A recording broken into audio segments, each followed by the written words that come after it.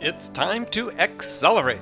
Hi, I'm your host, Andy Paul. Join me as I host conversations with the leading experts in sales, marketing, sales automation, sales process, leadership, management, training, coaching, any resource that I believe to help you accelerate the growth of your sales, your business, and most importantly, you. Hello and welcome to the show. I am excited to talk with my guest today. Joining me is Bob Apollo, founder of Inflexion-Point Strategy Partners, based in Reading in the UK, which is about 45 miles west of London, if I remember, and home to one of my favorite football clubs, the Reading Royals, who I believe are sitting in 7th place on the table right now. Bob, do you follow Reading? You know that better than me, because I do follow a British football club, but it turns out to be Arsenal, right? Arsenal, you're a Gooner. Okay, good. I'm a Gooner. All right. Well, Bob, besides being an Arsenal fan, is an expert on the subject of value-based selling for the complex B2B sale. And we're going to talk today about value because, it's in danger. Value is in danger of becoming one of those most overused words in sales. And like many words that fall into the category of a cliche, it begins to lose some of its meaning and its value, which is really unfortunate because providing a brochure to a customer is not value. To me, value in sales is something tangible. It has worth, and delivering value to a prospect requires thought and preparation. So what is value in sales? How can you as a sales rep or sales manager create it and deliver it to a prospect? Well, Bob's going to help us sort it all out. Bob, welcome to the show. Well, I'll do my best, Andy. So before we get into that, take a minute, introduce yourself. Sir, tell us how you got started in sales and how you got to the point where you are today. Well, Andy, I after graduating in business studies, I joined actually a relatively small tech-based company, but within a couple of years, I realized that it wasn't going to give me the development opportunities I was looking for. And at that point, I made what I would regard in retrospect as the best career move in my my working history, and that was to join Hewlett-Packard at a time when it was an exemplar of the positive values of the sort of West Coast technology movement. And ever since HP, which taught me a number of things that I'll retain, I think, to the end and beyond of my working career, I progressively moved without really having a clear strategy to a series of relatively younger, earlier stage B2B focused technology-based businesses, helping them establish new markets in many cases.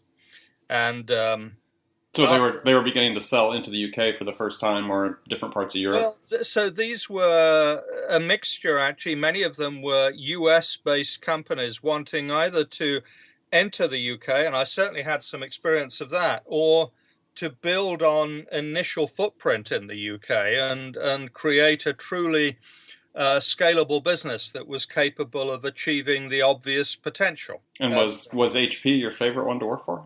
I have a couple of favorites. I think amongst the corporates, there's no doubt that HP was a favorite, but there have certainly been a couple since which exemplified many of the positive values that I saw in HP.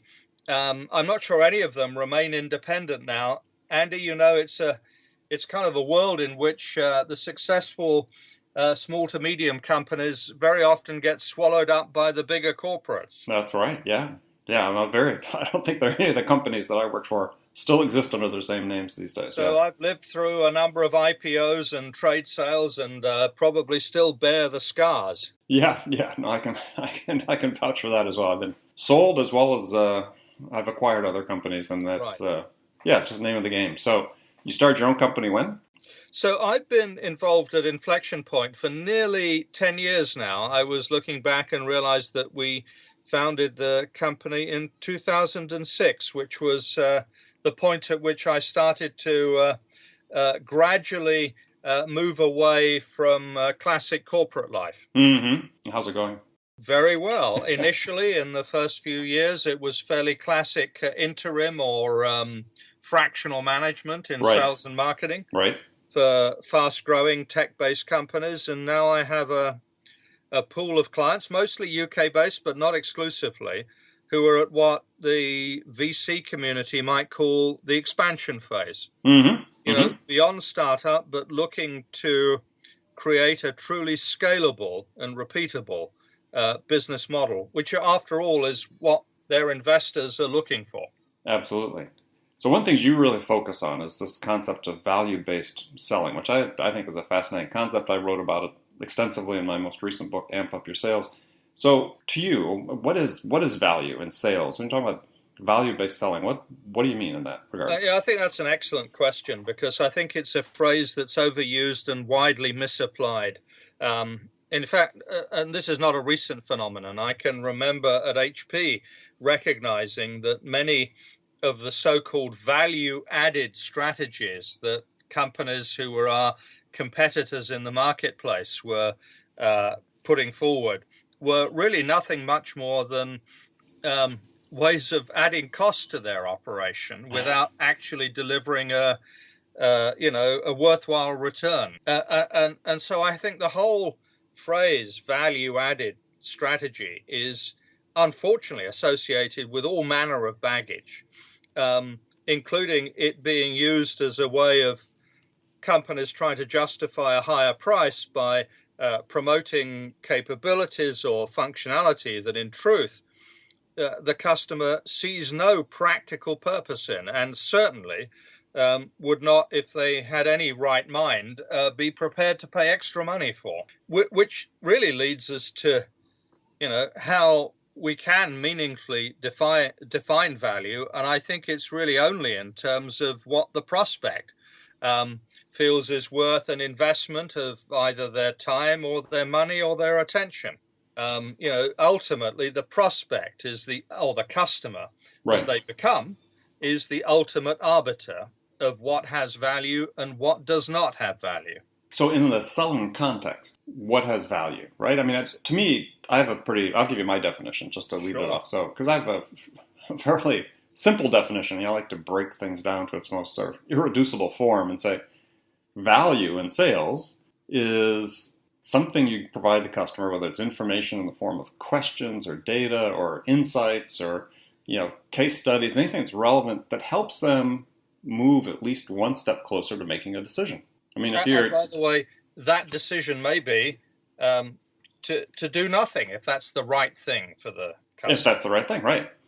But if you're a sales rep and you're interacting with the prospect and you're not deliberately thinking or planning, let's say, to provide them something of value that helps them in that context, at least to me, there's no value in it. So why are you spending their time? Well, and it's a long-standing problem in the business in which I operate, and I think many others. And it's that I think Forrester did a study only a few years ago, interviewing business decision makers and asking them whether their recollection of some of their recent sales meetings were a productive use of their time. And the figures, from what I recall, were pretty shocking. It was something like only 1 in 8 of meetings with salespeople, when the business decision maker looked back at it, represented a useful application of their time. And so what's the problem? Why do we think that is? Was it the salespeople were just unprepared? Well, certainly they must have been unprepared, but what were they unprepared for? I mean, were they not? So I think, and I believe the Forrester study reinforced this as well, that what these decision makers found valuable or useful in conversation was learning things. You used the word insight. I think that's become a pretty common phrase associated with effective selling, hasn't it? But they felt that during the course of this sales interaction, they learned something new. They were stimulated to think about things from a different perspective. And at the end of that interaction, they actually felt that some value had come from it. That doesn't necessarily mean always that they would have advanced in the way the salesperson wanted, into the next stage of the buying process, but that they would have found that interaction was a worthwhile use of their time, and that as a consequence, they're much more likely to be prepared to give more of their time to that salesperson going forward. Yeah, and that's in alignment with what I was talking about. I I don't think that buyers have as many distinct, or maybe have more distinct stages, let's say, than most people sort of lay out in their decision-making process. The fact that somebody was in a meeting and found something of value of it, well, that in some way is going to aid their decision-making. So that moves them forward from a position they were before, right? So that was my definition of value. It just moves them forward. Now, it creates respect, it creates trust, and it moves them forward. Exactly.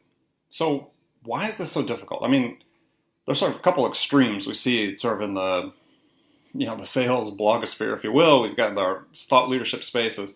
On one end, there's sort of the challenger sale, which I know you're a fan of, which is talking about, hey, how do we help the customer sort of look at the problem differently than they were before? Yeah.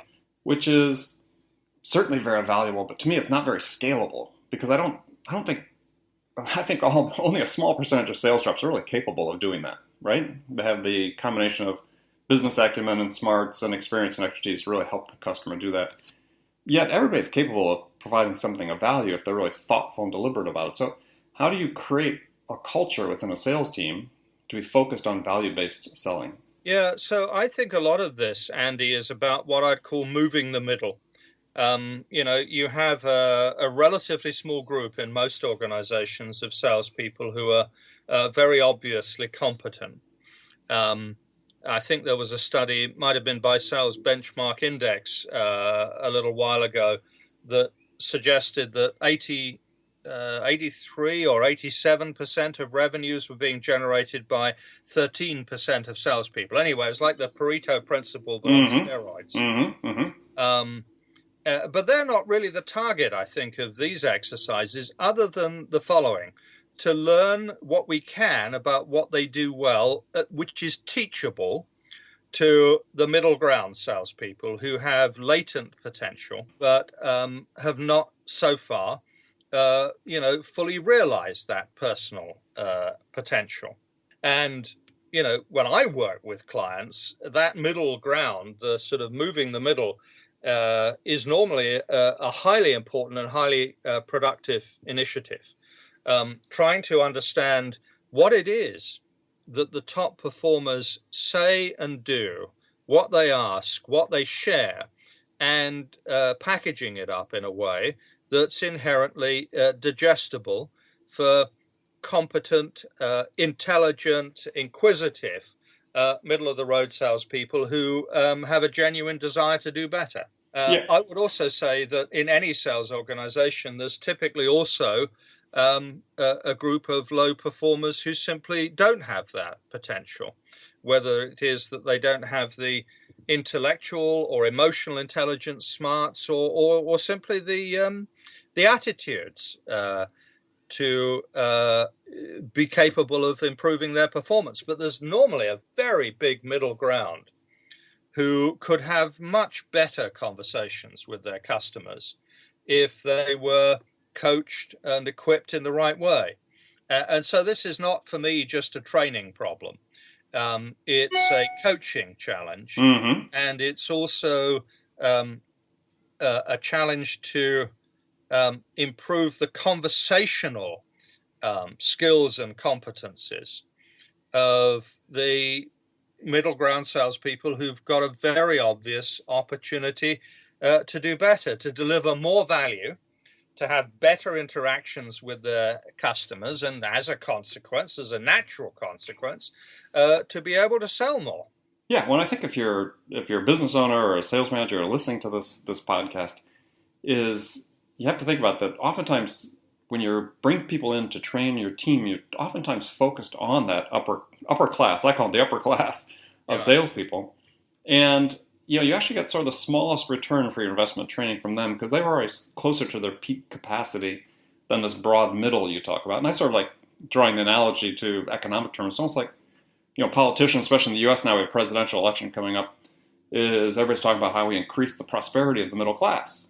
Well, that's what you're trying to do with your sales, right? You're trying to, if you invest in making that middle group, I call the middle class of salespeople, 5 to 10% more productive, that's going to generate way more sales than focusing on trying to get another 2 or 3% productivity out the top. The maths are pretty dramatic, actually, when you look at it. And some combination of increasing the competence and effectiveness of the middle ground, probably also combined with systematic initiatives to reduce the sales cycle by eliminating avoidable delays. There's kind of a natural lower bound to many prospect organizations' decision-making process. But it's certainly true from my experience that many salespeople unnecessarily extend the decision-making schedule. Oh, yeah. By failing to interact to deliver the right value at the right point in the prospect's decision-making process. Absolutely, or in addition to which, they just there's these, I call them oral traditions that exist within sales, where people think that, geez, if I give the prospect some information about something today, I need to give them a couple days to digest it, right? And then I'll get back to them. And it really doesn't work that way for the most part these days. customers are in a hurry to make decisions. IDC did a study saying customers in the B2B space want to make decisions 40% faster. Well, they can only do that if the sales rep sells to them faster.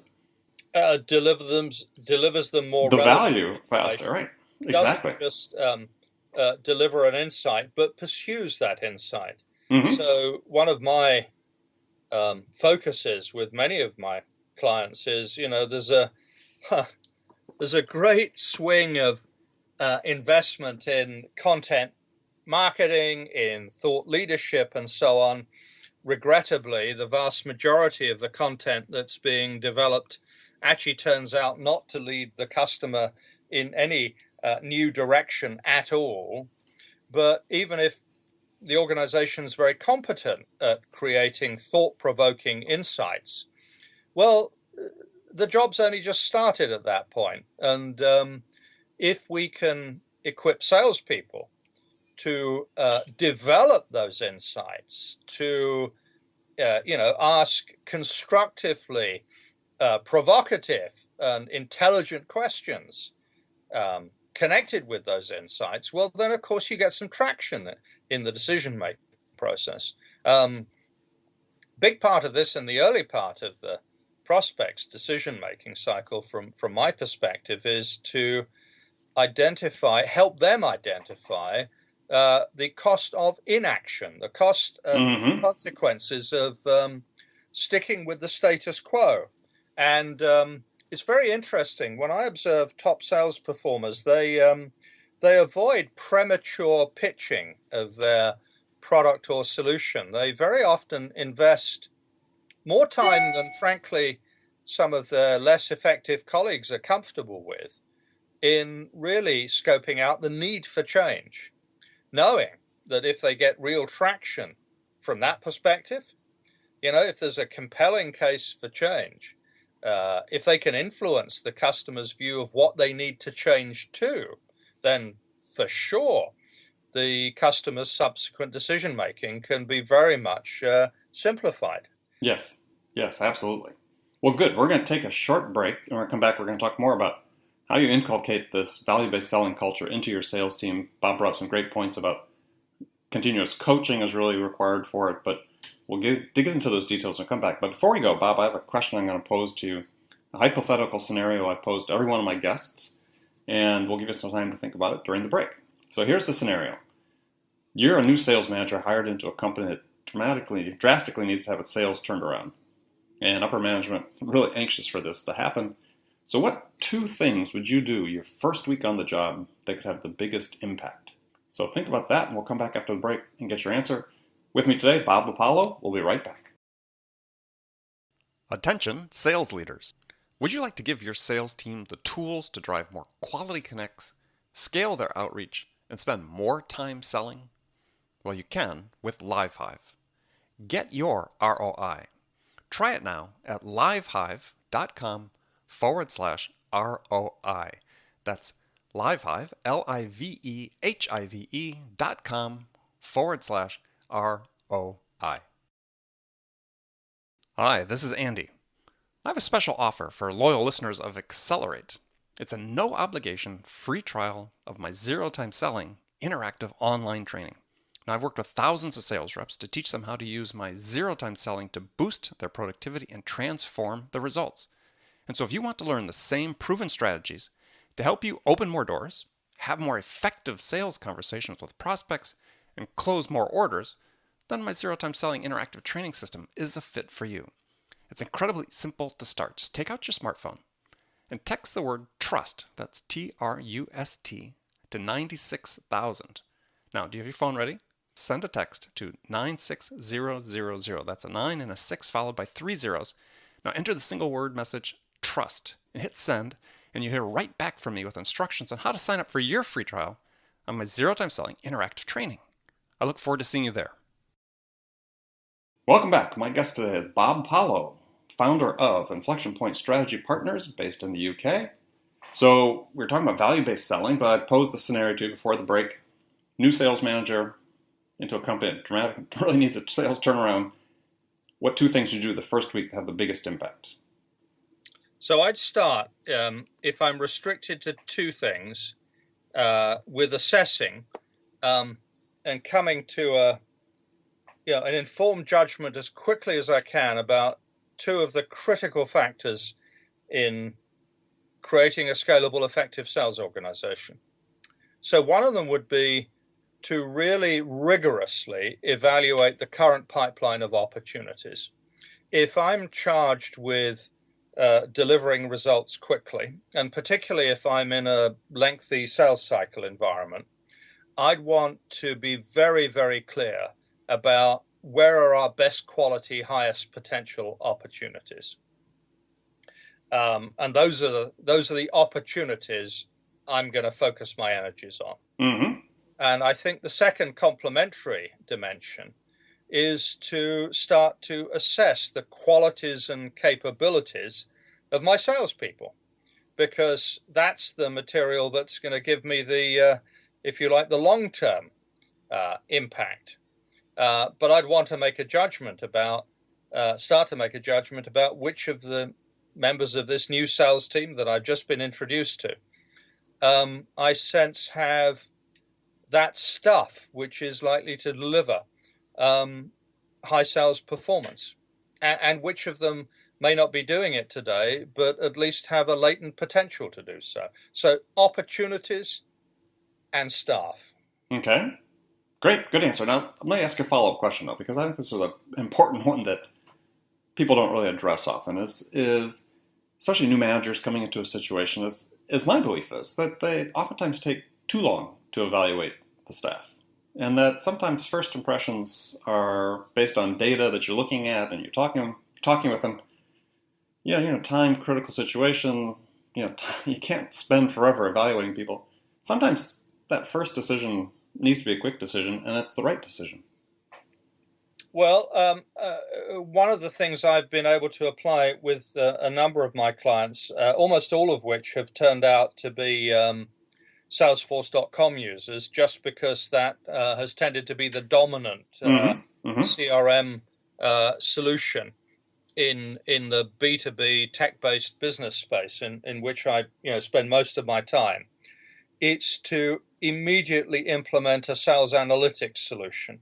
And it's actually quite remarkable what some of the latest generation of analytics tools can measure retrospectively.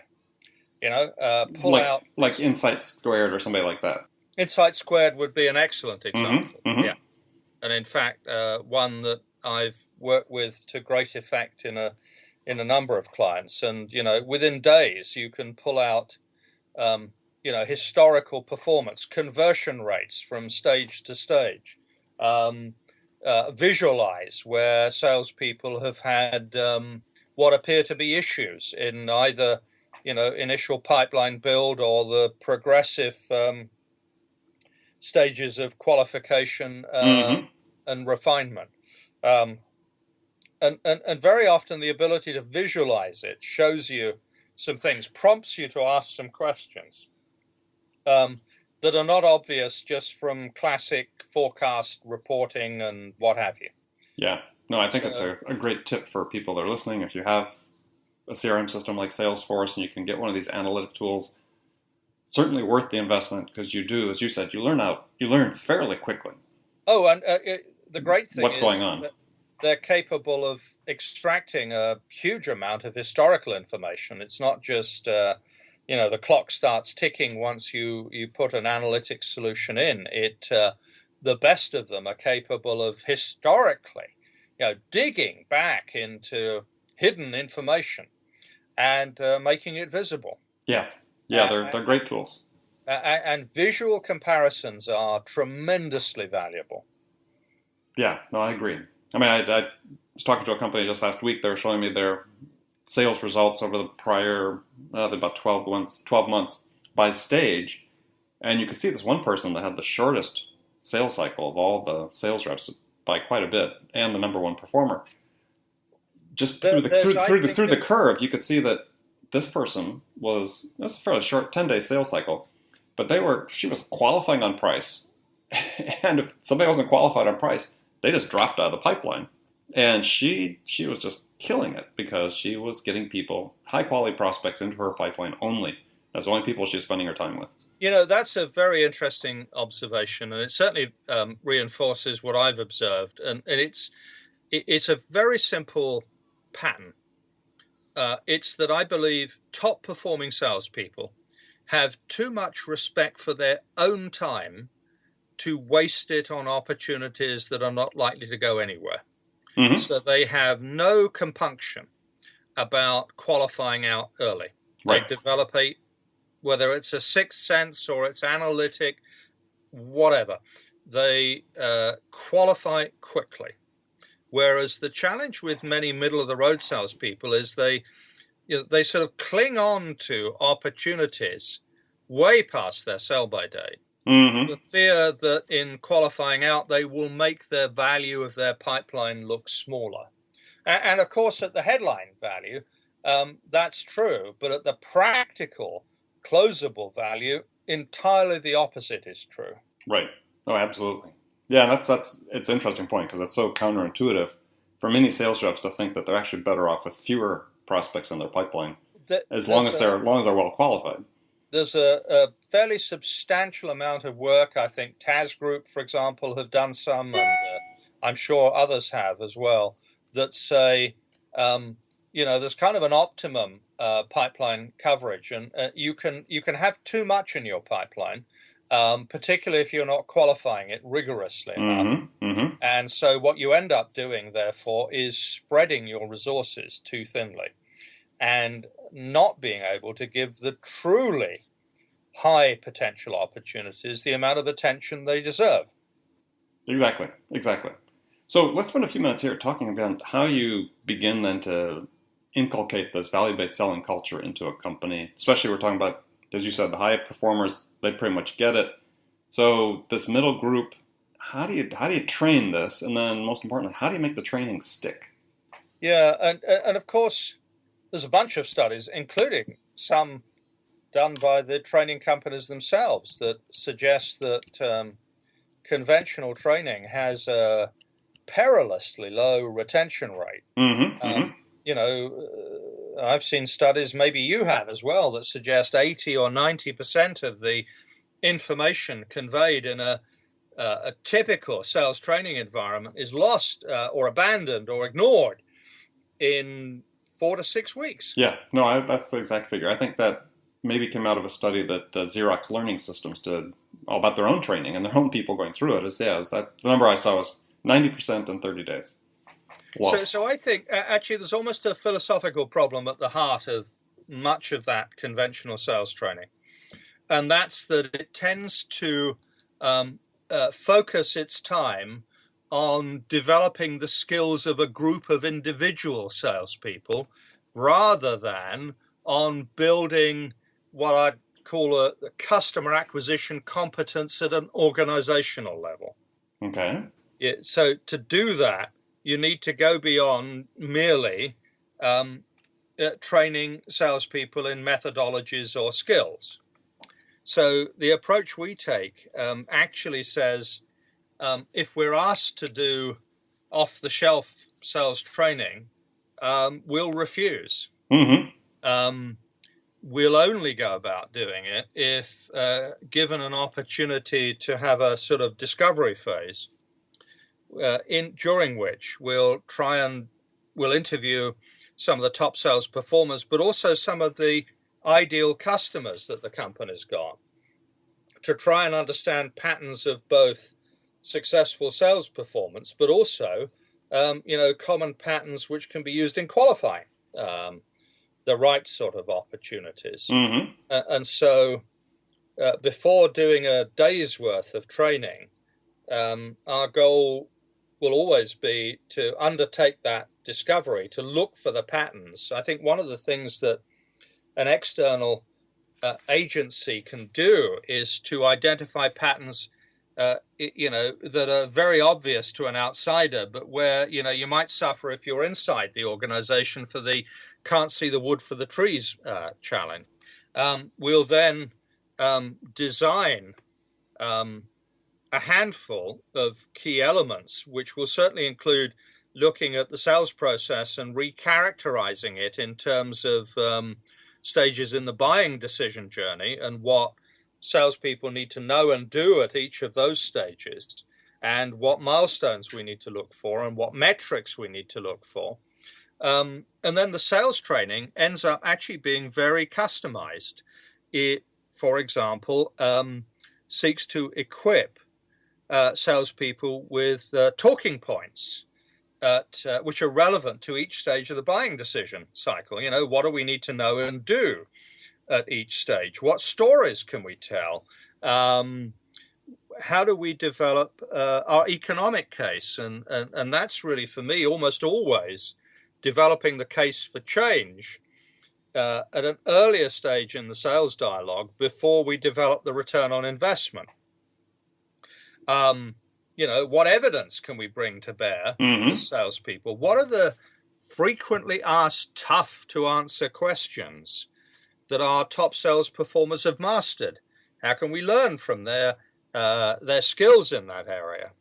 So you end up then not just with a training program, but a set of takeaways that are designed to facilitate, the salespeople going out into the world of the customer and having very well targeted conversations.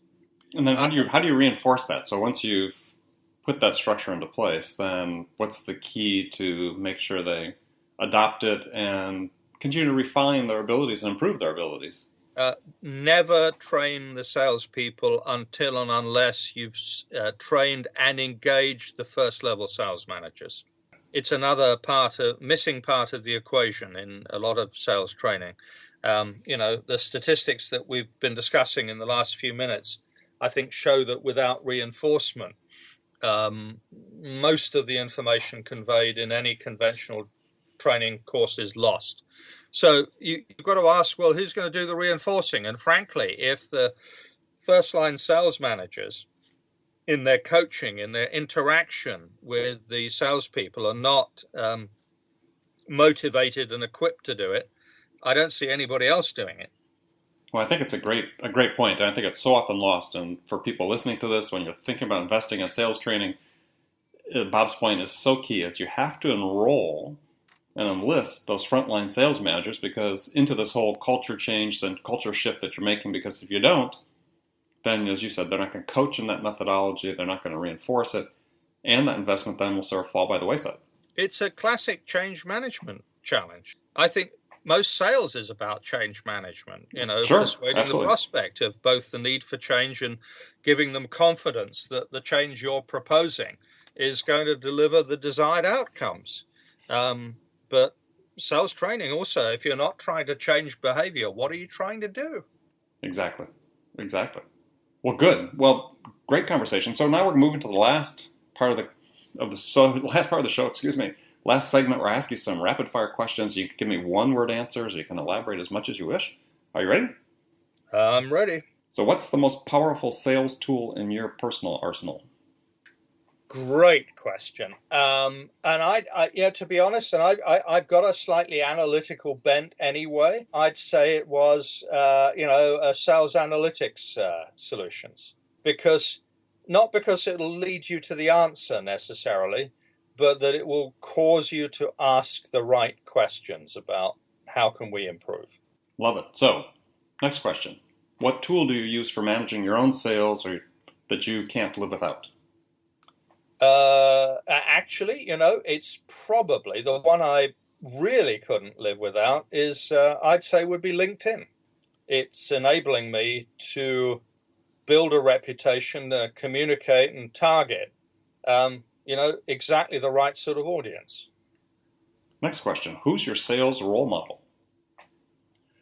My first manager at HP, guy called Jeff Evans, who taught me a number of things. He certainly helped me understand that sales is not merely an art, but also it's got elements of science and engineering to it. And by engineering, I mean, what are the repeatable behaviors we want to inculcate? And when it came to recruiting, he was really clear. Recruit first for attitude and behavior, and for the ability to fill in with, the experience. If you only recruit on experience and you ignore these sort of essential dimensions of attitude and behavior, you'll make more bad hiring decisions than you will good ones. Excellent advice. So next question. What's the one book, whether it's sales book or not, one book every salesperson should read? Well, you've referred to, at least one of the ones that I recommend to clients, which is Challenger Sale.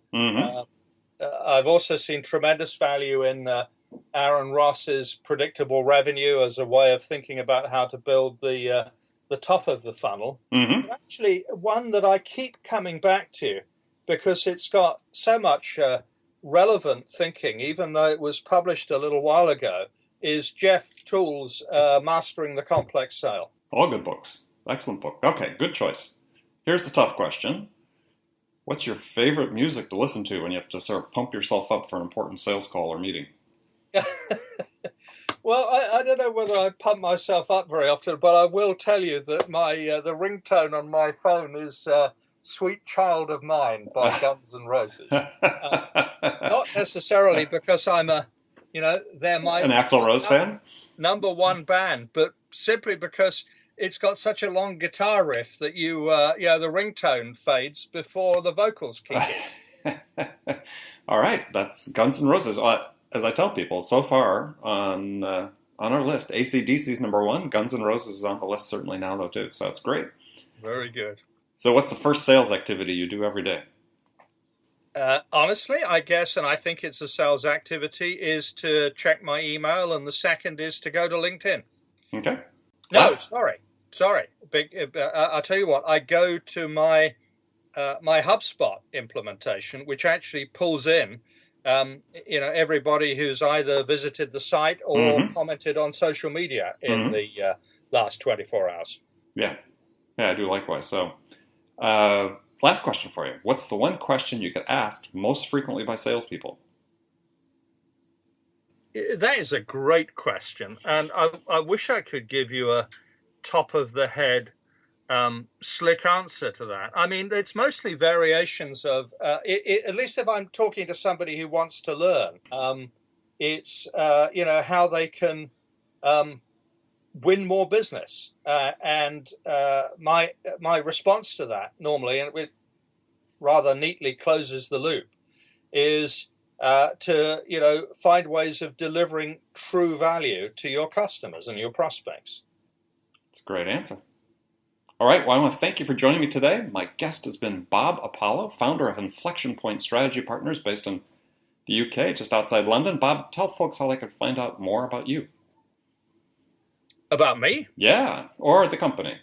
Well, so I can be found at the Inflexion Point website. That's pretty straightforward. www.inflexion with an X, inflexion-point.com. I've thoroughly enjoyed the career I've had in corporate life, but I tell you, I'm enjoying even more now working with the sort of growth phase companies, the expansion phase companies that, are my current client portfolio. Mm-hmm. My philosophy is fairly straightforward. I think there are more than enough excellent sales trainers, sales coaches. There are many very competent marketing agencies. I think what organizations are going to need today, and are increasingly going to need, is to blend, to bridge the marketing message with the sales conversation.